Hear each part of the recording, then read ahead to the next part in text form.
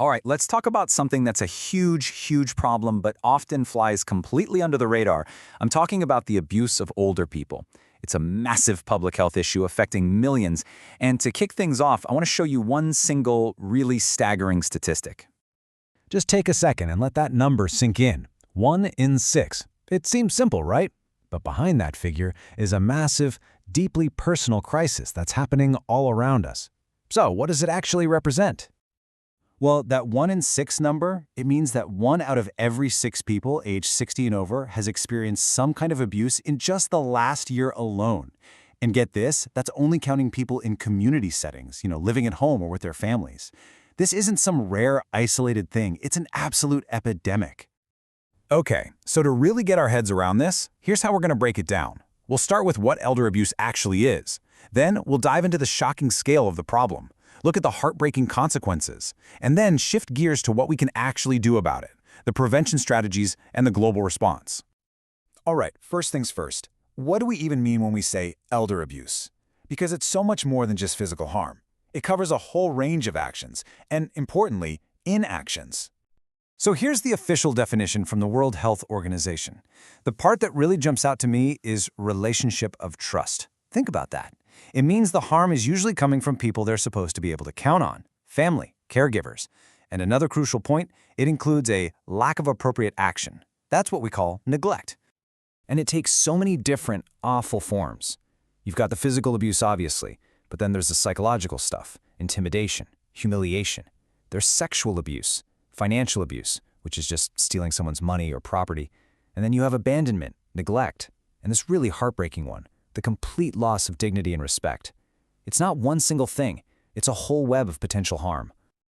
Okay, so now we know what it is. Let's dig into the numbers to see just how big this problem is. And to do that, we have to look at the two main places it happens. In the community, at home, and in institutions, like nursing homes. So you've got these two very different scenarios. In the community, that's where our 1 in 6 number comes from, and it's mostly family or other trusted people. But when you look at institutions, wow, the whole dynamic changes. The rates are just alarmingly high, and the abuse often comes from the very staff who are paid to care for them. And this is just staggering. Let's just focus on psychological abuse for a second. In the community, it's around 11.6%. But in a nursing home or care facility, it skyrockets to 33.4%. That's 1 in 3 residents reporting it. The difference is absolutely massive. Okay, brace yourself for this next number, 64.2%. I mean, what on earth could that be? It's even more shocking than the last one. Here's the kicker. That number, it isn't from the residents reporting abuse. It's from the staff admitting to it. Nearly 2 out of 3 staff members in places like nursing homes reported that they themselves committed some kind of abuse in the last year. That's not just a few bad apples. That points to a serious systemic crisis in the system that's supposed to be protecting them. And if you think this is bad now, just wait. The problem is set to explode. Why? Simple demographics. The world is aging, and it's aging fast. We're on track to have 2 billion people over the age of 60 by 2050. Now, just do the math. If the rates of abuse stay the same, the sheer number of people suffering is going to be astronomical. It's easy to get lost in these huge numbers, but we have to remember, behind every single statistic is a person, a mother, a grandfather, a neighbor. And the consequences are not abstract. They are real, devastating, and they change lives forever. The fallout from this abuse is just brutal. We're talking serious physical injuries, even dying earlier than they should. Deep psychological scars, like depression and anxiety that just don't go away. We're talking about their life savings being wiped out. It can even make things like dementia worse. And the sad irony? For a lot of people, abuse is the very reason they're forced into a nursing home to begin with. Okay, I know this is all incredibly heavy. It's a really grim picture. But, and this is a big but, it is not hopeless. Not at all.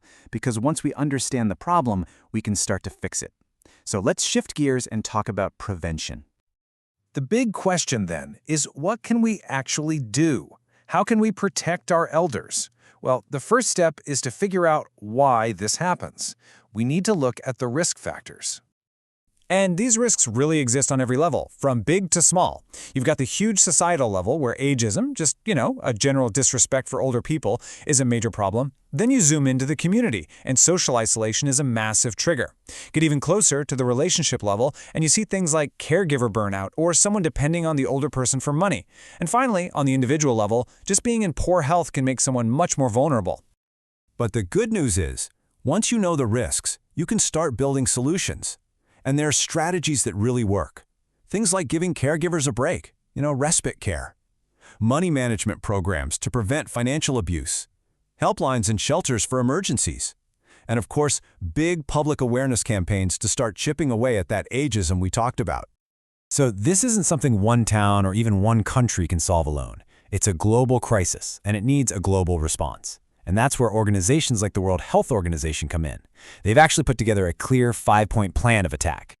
Here it is, the WHO's 5 priorities. Number 1, fight ageism. We have to tackle the root attitude. 2, get better data. We can't fix what we can't fully measure. 3, develop solutions that actually work and aren't crazy expensive. 4, make the investment case. Show governments that preventing abuse actually saves money in the long run. And 5, the big one, raise the funds and resources to get it all done.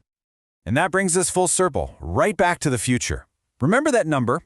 By 2050, 2 billion people on this planet will be over 60.